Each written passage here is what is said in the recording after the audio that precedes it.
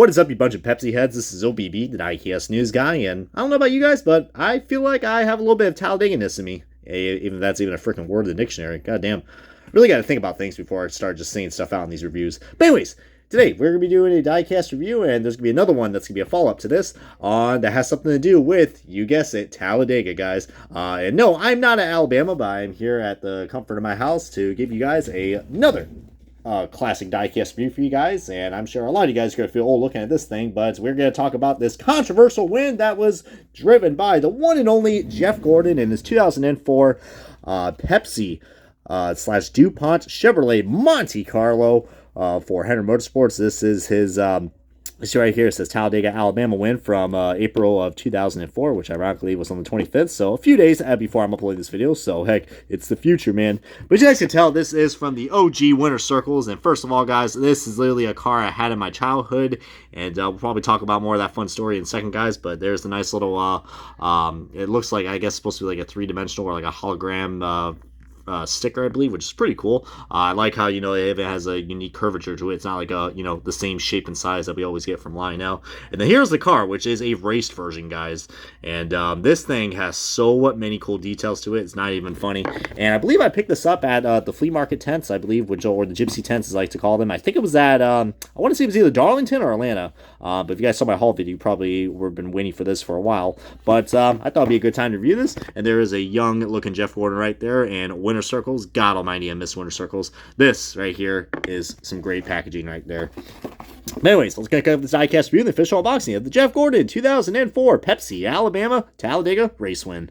And alrighty, guys, we got this diecast out of its box, and my God, what an awesome race win this is, guys. I mean, I know this is going to be on a controversial car, which we'll get into in a second, guys, but can we just learn and just appreciate what Winter Circles gave us, guys, and keep this in mind. This is a diecast that you could have picked up at Walmart back in the year 2004. Now, I know this car kind of has some rarities to it, so I know a lot of people are going to be like, why did you show out the box? Because, heck, I bought it, you know, pretty cheap, and like I said, I think I got this car for under $10, I think, whether it was at Darlington or at Atlanta.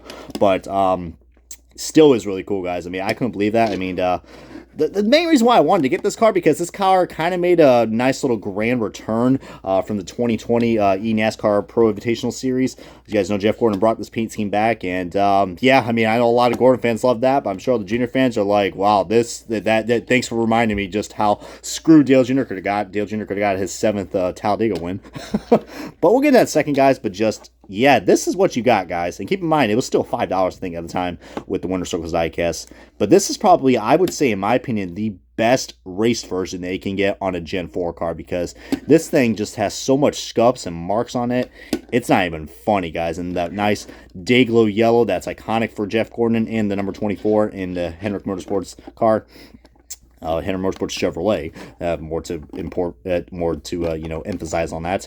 But I just love this car, man. I know we're going to be, you know, let's go and get the elf out of the room as I'm showing you guys, you know, more of this car. This is the car that Jeff Gordon got his 3rd career win at Talladega of his 6, which, you know, tied him with Dale Jr. and Brad Keselowski. As you guys know, Dale Earnhardt Sr. is actually the king of Talladega, which with his 10 wins. So... but yeah, how Jeff Gordon won this race, I'm assuming there's a lot of people that already know. I mean, if you guys already saw my good buddy Iceberg, if you guys saw his video about that, I mean, for a little refresher.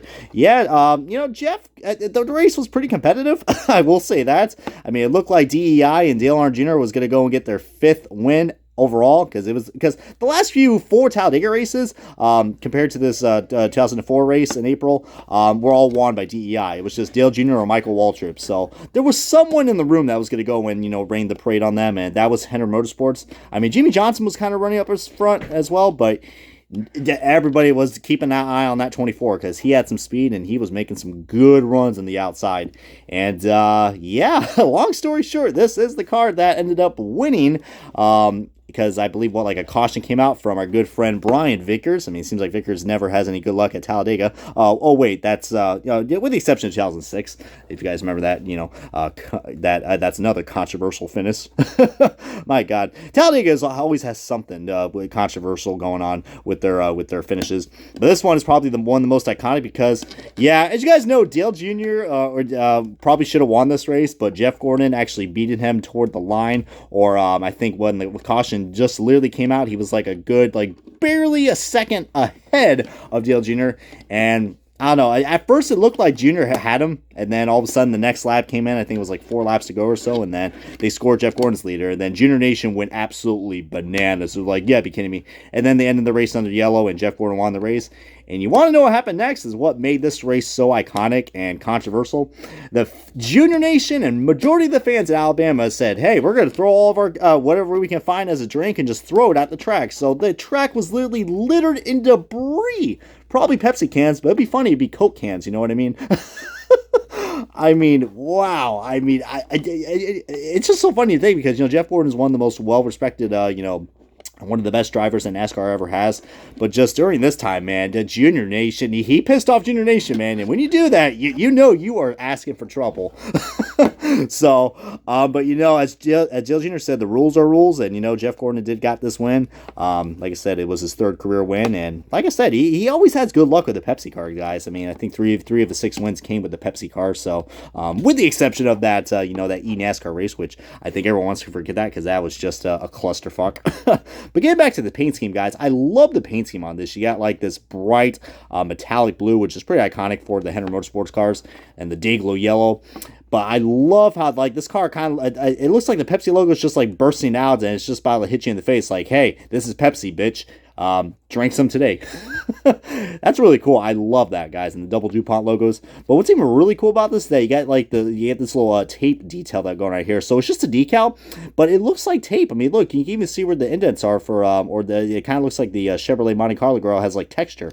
That is so cool, guys. And I remember when I had this car as a kid, and I didn't really know too much about my diecast when I was little, but I was like, when I first got this, I was like, what's wrong with this car? It has like marks all over it. But now, looking at it now, and yeah, I had this car when I was a kid, and I played with it, and then I, lost it, or I think that's when I gave up most of my NASCAR diecast in 2009, so, that was the year I stopped watching NASCAR, and I said, all right, getting rid of my diecast, screw it, but now, I've been a fan ever since. But getting on to this right here, I mean, you see, there's just look at the detail, guys. Look at the details. Look at this. Look at the. I know I go back to the front, but just look at the splitter, guys. You can see all the marks and the dirt and debris that's on this car, the asphalt, and then the tire marks. Yeah, they are pixelated, but you know what, man? This is some absolutely grade A efforts from Winter Circles, man, because they really know how to make some good looking diecasts from 2004. I mean, nothing was high definition back then, so I will not criticize them that. And look at this, guys, so detailed, guys. I mean, it's not even pixelated as well as these right here. See, they're pixelated, but they're not as pixelated as those freaking NASCAR Authentics cars, am I right? So that's what it tells you, just things are going backwards for NASCAR diecast. But you see, there's a little roof camera right there, some more cool details, and just really nice. Ladies, get your smile on. Another reason why, I don't know, as you can tell, this is a 2004 car, and one thing I realized when you find out what a Henry car is from 2004, just look at that Quake State logo, guys, because I think, after a year later, they switched, they got rid of the green, so that's how I always did for, what the diecast were. I don't know, I like looking at my cards, but just, this is so beautiful, man, and if you guys actually have the privilege to actually find this car at any of your diecast dealers or diecast tents or wherever, definitely get it, man, because this is just, like I said, probably one of the best raced wins that you can get on a Gen 4 car, guys. There's another donut mark right there. And I believe there's even a mark right here as well, because that's when Jeff Burton just got into the back of them and said, hey, we're Jeffs. We're going to work together. So, yeah. Or you could just took him out and just be like, my name's Jeff. But, as I really just pointed out, a dead meme. Good Lord, Brian. Stop trying to be, relevant. But in all seriousness, guys, I would definitely recommend picking this car up, guys. I mean, it's probably still one of my favorite Pepsi cars, I mean, to date. I know there's a lot going on, but I love the different, there's just so many different things that are going on with this car, guys, but it doesn't feel congested or cluttered. Just really, overall, an absolutely kick-ass sick car, and that's pretty much all I gotta say about that, guys. So feel free to comment below and tell me your guys' thoughts about this race as well, guys, whether you are a Gordon or a Junior fan or someone else. But all we want to hear, guys, is comments and thoughts, so you guys can keep these reviews popping and rocking and rolling. But until we meet again, guys, this has been OB, the Diecast News Guy, and this is going to wrap up the Diecast review of the Jeff Gordon 2004 Pepsi DuPont Talladega race win Chevrolet Monte Carlo for Henry Motorsports. Comment, subscribe, and yep, I'm going to go and slam me a good old Pepsi.